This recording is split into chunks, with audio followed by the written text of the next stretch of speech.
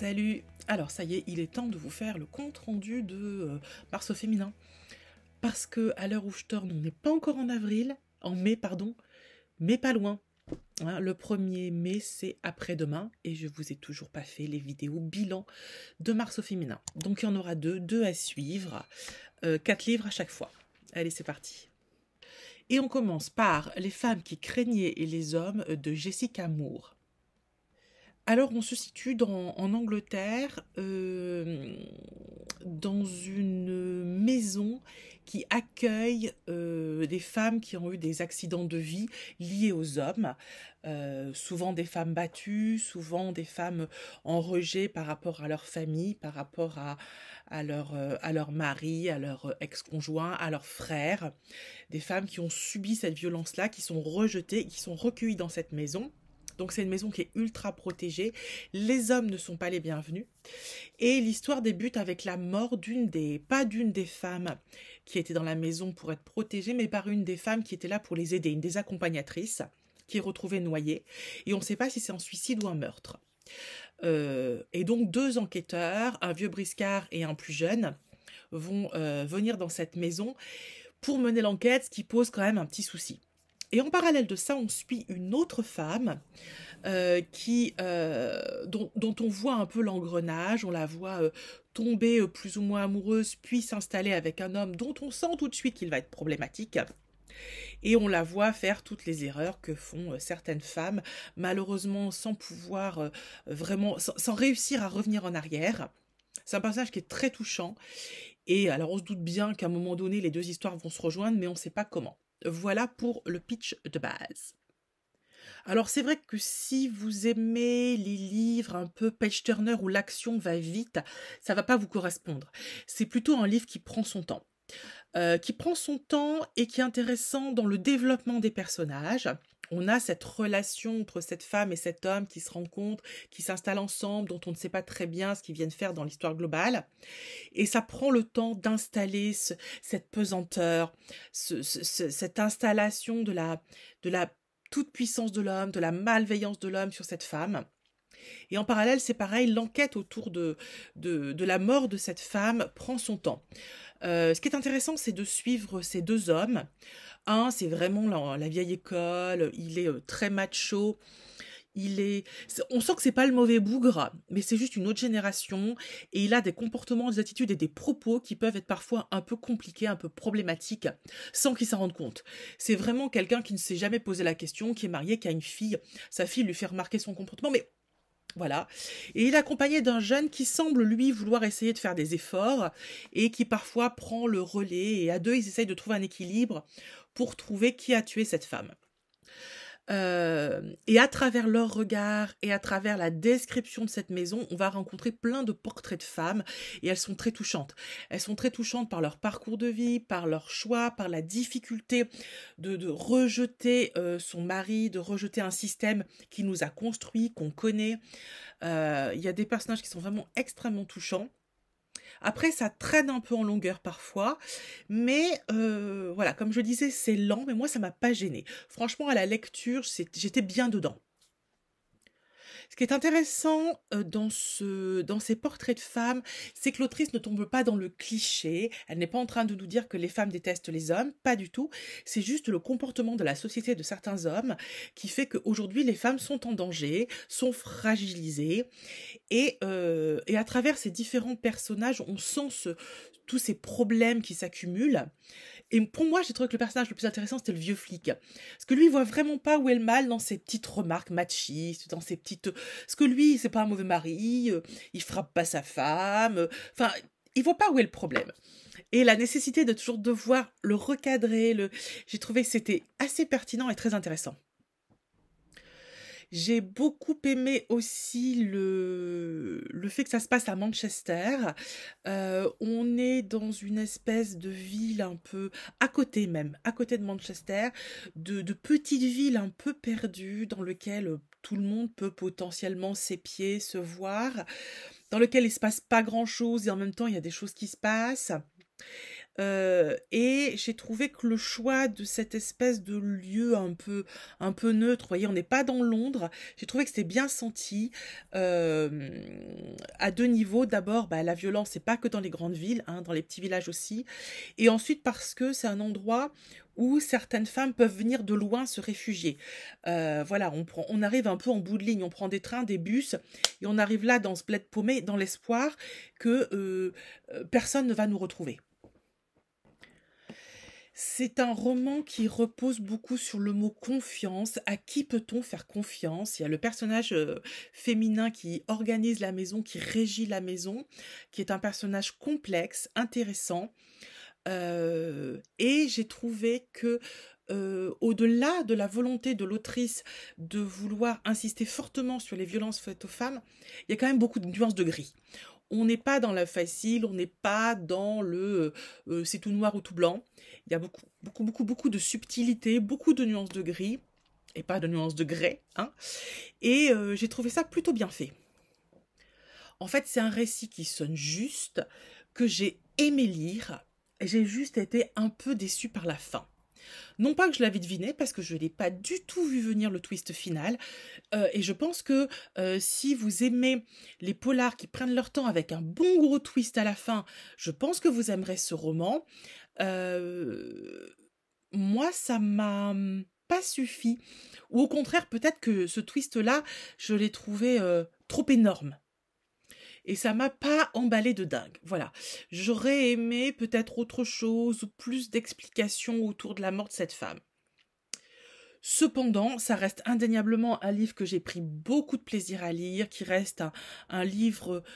alors en plus, c'est un premier roman, si je ne me gourre pas, c'est le premier roman de l'autrice. Donc on sent qu'il y a un vrai potentiel parce que bah, ce roman, il est quand même très fort. Elle a soigneusement choisi sa thématique, qui certes est dans l'air du temps, mais elle fait ça avec beaucoup d'intelligence. Donc ouais, c'est un roman que je peux facilement conseiller, qui peut plaire à pas mal de gens, à partir du moment où vous aimez les polars et où vous aimez, où vous êtes intéressé par cette thématique des violences faites aux femmes. Je pense que c'est un livre qui peut plaire au plus grand nombre. On passe ensuite à un livre qui a été un coup de cœur intersidéral. Mais vraiment, ce livre-là, je ne m'y attendais tellement pas. Je ne savais pas, mais vraiment, je ne savais pas que j'allais autant aimer ce livre. Il s'agit de Ma sombre Vanessa, de, j'oublie toujours son nom, Kate Elizabeth Russell. Alors, on va suivre une jeune femme en 2000 et en 2017. En 2000, elle a 15 ou 16 ans et c'est une étudiante qui a envie de réussir et elle demande à ses parents d'aller dans un collège privé cher, mais qui peut lui ouvrir beaucoup de portes à elle, qui a envie d'être écrivaine, qui a de l'ambition, qui est une fille intelligente. Et dans cet endroit, dans ce collège, alors collège dans le sens lycée, hein, qu'on s'entende bien, elle rencontre un professeur qui a la quarantaine. Donc évidemment qui a 25 ans de plus qu'elle. Et se crée une relation entre ces deux-là. Et vous avez en 2017 la même femme qui a vieilli et qui est à un moment de sa vie où elle est perdue. Elle a genre 35 ans, elle a rien fait de sa vie, elle a arrêté ses études, elle a pas de Jules, elle a pas d'enfant, elle a pas de vie, elle vivote, elle surnage et elle n'arrive pas à sortir de son marasme quotidien, de cette ambiance. Elle est pas bien avec elle-même, elle est pas bien avec les autres et c'est formidablement bien décrit.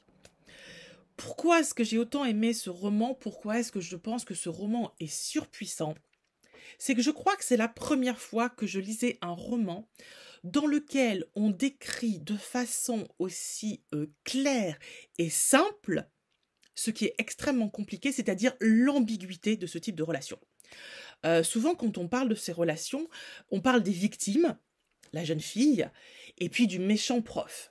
Parce qu'évidemment, le prof, il est âgé, il est manipulateur, et qu'évidemment, à 15 ou 16 ans, on n'est pas aguerri pour lutter contre.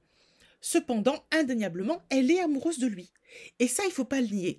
Et régulièrement, dans le livre, de façon fort intelligente, l'écrivaine rappelle, à travers son personnage, Oui, mais moi, j'étais amoureuse de lui. Oui, mais moi, je l'aime. Et donc, c'est une vraie question de à quel degré est-ce que la jeune fille l'aime vraiment, mais à quel degré est-elle aussi en capacité de l'aimer, de comprendre les enjeux d'une telle relation, et à quel degré le prof est manipulateur. Et la question se pose quand des années plus tard, donc en 2017, il y a un scandale qui éclate et il y a des étudiantes qui accusent ce prof de les avoir harcelées, voire agressées sexuellement. Et ces jeunes filles, notamment une qui a été à l'origine de la plainte, contactent l'héroïne en lui disant, contacte Vanessa en lui disant, il faut que tu t'associes à nous parce que je sais qu'il s'est passé quelque chose. Et Vanessa refuse parce que pour elle, elle n'est pas une victime, elle a vécu une histoire d'amour. Et tout ça s'entremêle de façon extrêmement intelligente, extrêmement brillante. Je ne peux pas vous décrire à quel point chaque mot, j'ai trouvé chaque nuance, chaque description absolument parfaite. L'alternance de passé-présent permet de juxtaposer en permanence les visions et à nous, lecteurs, d'essayer de recadrer ce qu'elle a vécu, ce qu'elle pensait vivre, les conséquences et en même temps sa volonté de ne pas admettre, de refuser cette notion de victime. C'est hyper intéressant, c'est hyper bien fait. On voit le rôle des parents, on voit toutes les nuances qu'il peut y avoir entre les visions des uns, les visions des autres, à travers une jeune fille qui, elle, se sent agressée sexuellement, et à travers Vanessa qui, elle, dit non, moi j'étais amoureuse de lui, moi j'ai vécu une histoire d'amour, je ne suis pas une victime.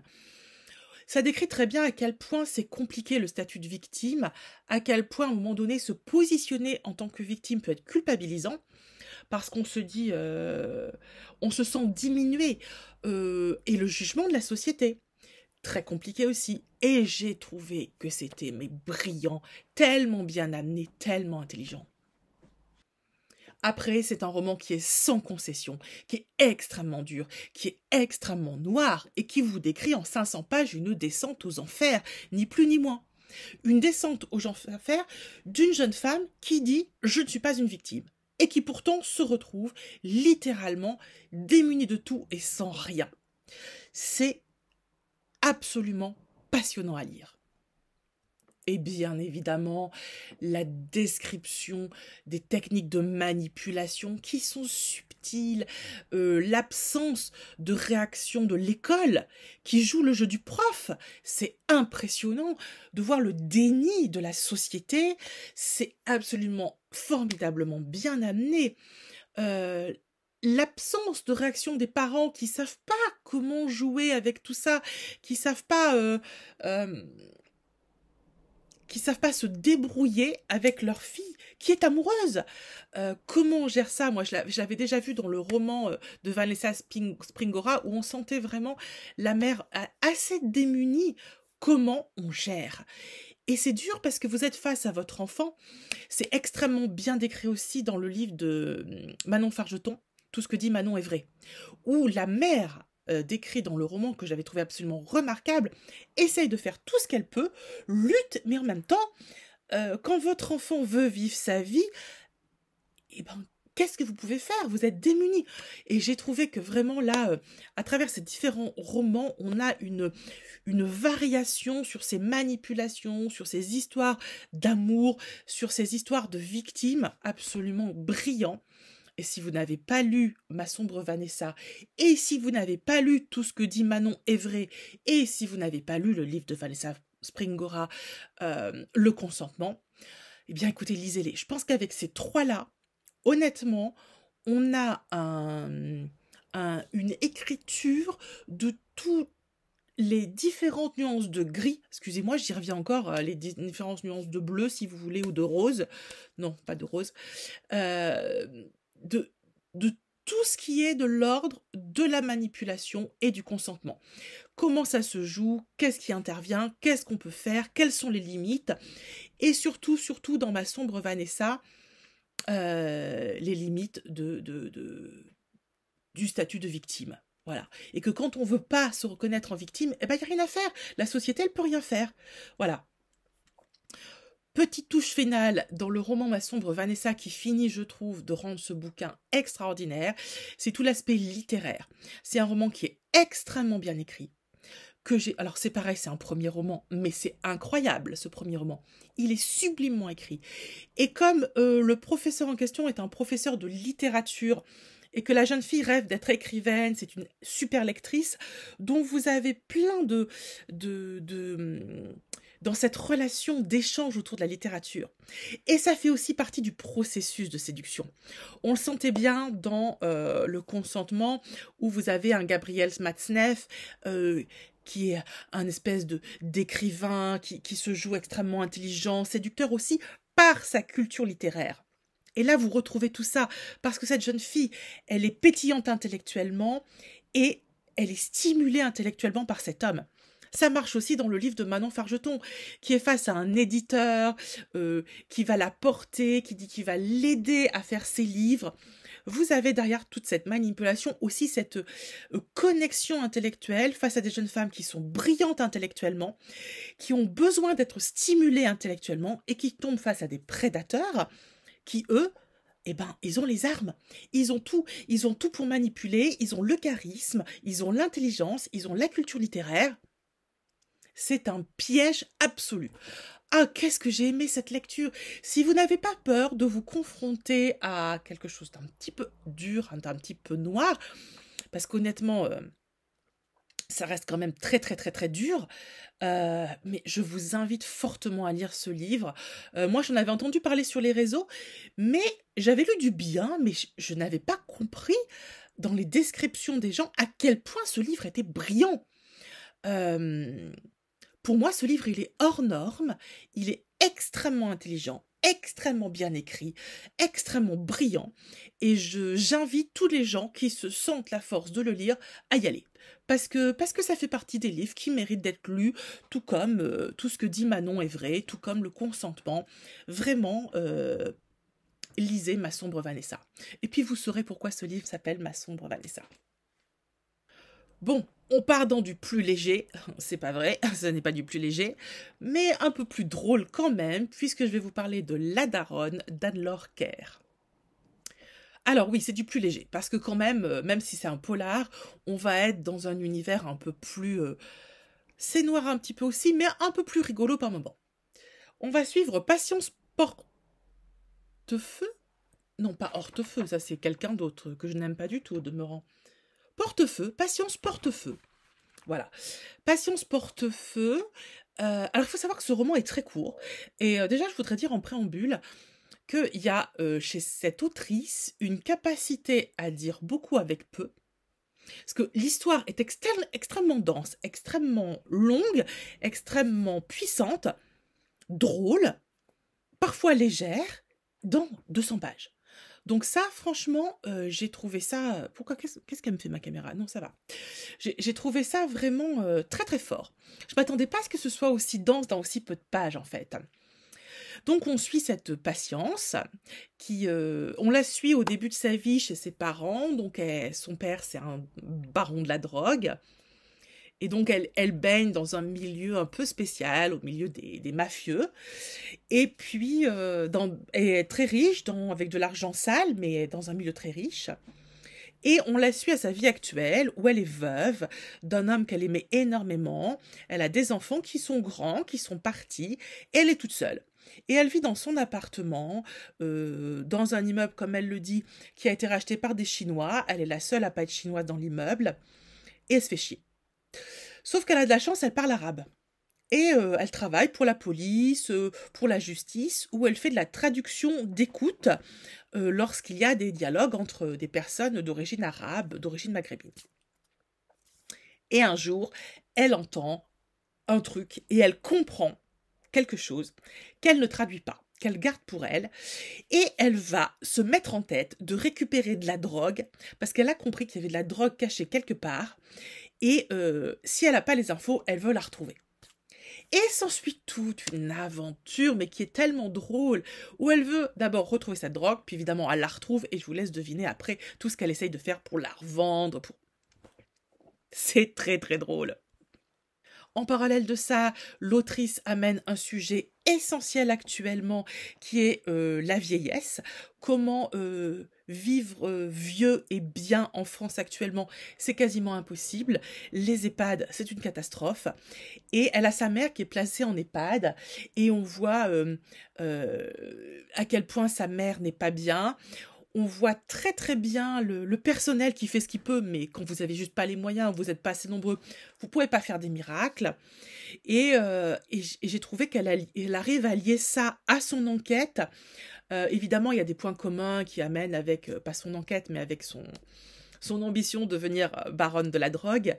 Et les fils par lesquels elle ramène tout cet univers de l'EHPAD dans sa vie est hyper intelligemment fait de la part de l'autrice. Mais surtout, ça met un focus sur ces EHPAD. Et j'ai trouvé que c'était vachement bien amené. Et parfois, c'est très dur, très touchant. Ça donne pas du tout envie de vieillir, hein, je peux vous le dire. Et puis surtout, c'est un portrait d'une femme de 50 ans. Ce qu'on a peu dans la littérature, une femme de 50 ans veuve qui a un lourd passé, et qui n'a rien, qui n'a plus rien, qui est dépossédée, ses enfants sont partis, elle n'a plus rien dans sa vie. Comment on survit à 50 piges alors qu'on n'est pas encore vieux, mais qu'on n'est plus si jeune? Je vais vous lire un passage que j'ai trouvé hyper bien écrit et hyper intéressant. Je me suis déshabillée et me suis plantée devant le miroir de la salle de bain pour retirer mes lentilles de contact. Mais en me regardant, j'ai eu un choc. En voyant le visage fermé qui me fixait. Qu'est-ce que j'allais devenir ? Moi qui n'avais ni retraite, ni sécu. Je n'avais rien à part mes forces déclinantes. Pas le moindre sou de côté, mes maigres économies s'étant volatilisées dans l'agonie de ma mère aux éoliades. Lorsque je n'aurais plus la force de travailler, je me voyais pourrir sans soin dans mon immeuble peuplé de Chinois qui m'empêcheraient de dormir avec leur criaillerie insupportable. Je trouve qu'il y a une force dans ce passage qui décrit tout, qui décrit une forme de racisme assez fort qui régit nos sociétés, qui est les différences de culture qui ont parfois du mal à se croiser et qui s'entrechoquent et qui créent du racisme. Elle décrit la difficulté de vieillir, elle décrit la difficulté d'un système qui ne vous donne pas forcément les moyens de vieillir bien, soit parce que vous marquez d'argent, soit parce que, comme c'est le cas de sa mère, vous finissez dans des EHPAD qui sont juste catastrophiques. Donc, j'ai trouvé qu'à travers un roman qui fait même pas 200 pages, c'était un tour de force incroyable de mettre autant de choses et de réussir à le faire avec intelligence, avec humour et en rendant le tout haletant où on a quand même envie d'aller jusqu'au bout du livre. Ben moi je dis chapeau. Et je vous passe le passage dans le... C'est un quick ? Un quick ou une autre sorte de restaurant rapide, je crois que c'est un quick. Bref, il y a des histoires dans les supermarchés et tout, mais c'est tellement drôle. Alors maintenant, je vais peut-être m'intéresser au film, puisque je sais qu'il y a eu un film de fait avec Isabelle Huppert. Je voulais pas le voir avant d'avoir lu le livre, donc ça y est, je vais pouvoir regarder le film, je vous en parlerai quand je l'aurai regardé. Je vais essayer de faire des shorts sur YouTube pour vous parler des films que je regarde ou des séries télé, parce que je fais plus de vidéos favoris, parce que c'est des vidéos qui marchent pas, mais je me dis que de temps en temps faire un petit short, pour ceux que ça intéresse, ça peut le faire. Donc voilà, je vous en parle dès que j'ai vu le film. Mais j'ai trouvé que c'était un livre qui était culotté, qui était drôle, qui était décalé, qui était... Alors c'est la première fois que je lis cette autrice. Si vous l'avez déjà lu, dites-moi si tous ces livres sont aussi déjantés ou si c'était un one-shot, une tentative plutôt réussie. Si vous en connaissez d'autres à lire de cette autrice qui vous ont bien plu, bah, n'hésitez pas à me les mettre en commentaire. Ça m'intéresse. Et on termine ce point lecture avec encore une excellente lecture, mais on ne pourra pas dire que je vous gâte pas. Et on ne pourra pas dire que ce Mars au féminin n'était pas une réussite. Non, mais j'ai fait des lectures de gueudin, mais vraiment. Donc là, je vous explique, je pars à Paris en train. Ma liseuse décide de faire des caprices. Donc, je prends ma vieille liseuse en plus au cas où ma liseuse tombe en rade. Effectivement, ma liseuse tombe en rade. Qu'est-ce que je fais ? Je me dis, bon, bah, qu'à cela tienne, je ressors ma vieille liseuse et je cherche dans les anciens titres que j'avais téléchargés quelque chose à lire. Et je tombe sur un livre d'Amélie Antoine qui s'appelle Fidèle au poste. Je ne sais pas de quoi ça parle. Je sais juste que c'est Amélie-Antoine et moi j'aime bien Amélie-Antoine. Et je me dis que pour mon aller-retour Paris, ce sera parfait. Écoutez, bien m'en a pris. Ce livre a été un petit coup de cœur. Alors bien évidemment, Amélie-Antoine, moi je l'avais découvert comme beaucoup avec Raison Obscure. C'est ça le titre, Raison Obscure, que j'avais trouvé. Toi-même tu sais si tu l'as lu. Ce livre est absolument traumatisant, mais fabuleux. Et je me dis qu'Amélie-Antoine est quand même super forte pour te retourner le cerveau. Et là, à la lecture de ce roman, je n'ai pas du tout, mais pas du tout compris à quel point j'allais encore me faire retourner le cerveau. Cette meuf, cette autrice, est la championne du lavage de cerveau.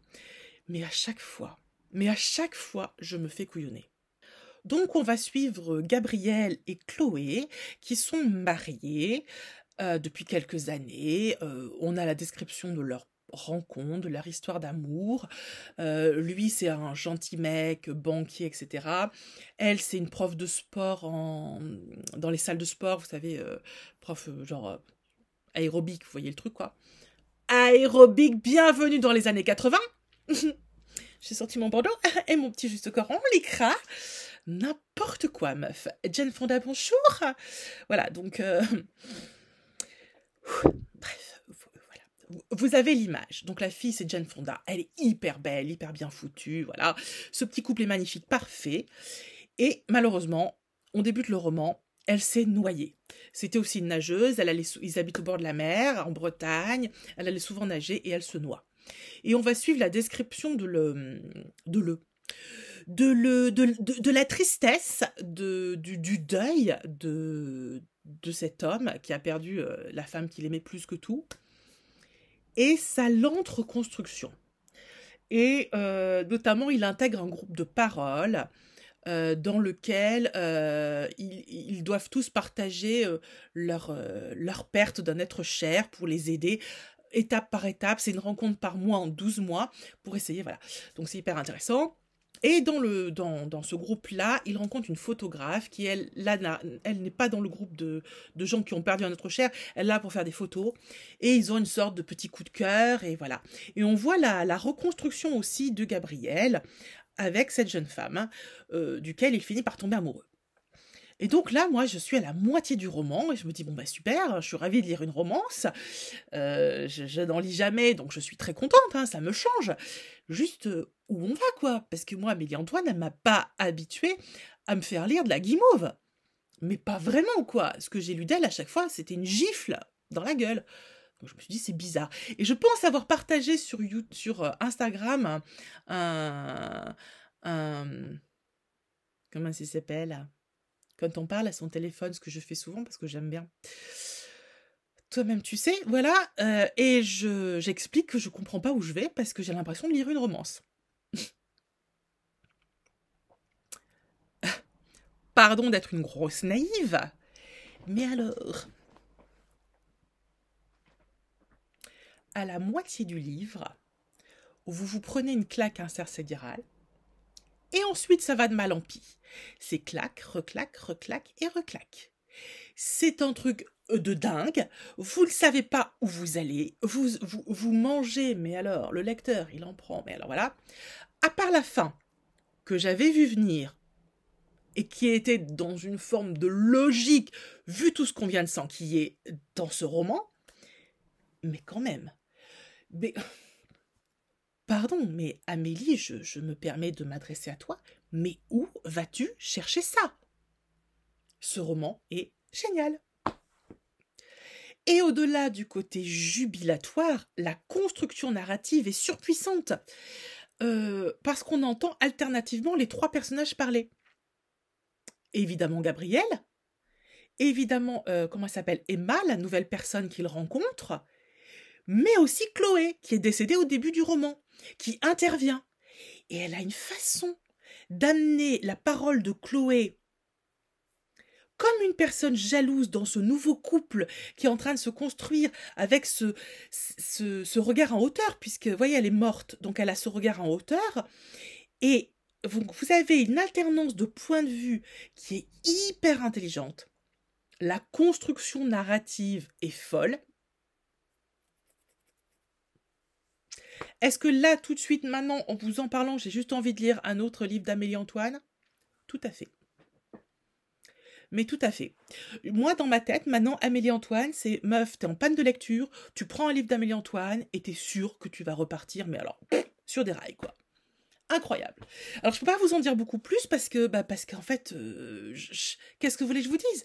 Je peux pas vous raconter l'histoire, je peux pas. Je vous ai dit l'essentiel, le mode narratif, l'originalité, le truc qui vous retourne le cerveau, et surtout, lisez-le. Fidèle au poste, Amélie Antoine, lisez-le. Voilà. C'était mon premier point lecture sur mes lectures de Mars au féminin et comme vous pouvez le voir, j'ai fait bonne pioche, j'ai fait des excellentes lectures et je vous refais prochainement un deuxième point lecture où je vous parlerai de 4 autres romans écrits par des femmes et vous aurez encore de belles surprises. Voilà, merci beaucoup si vous êtes arrivé jusque-là.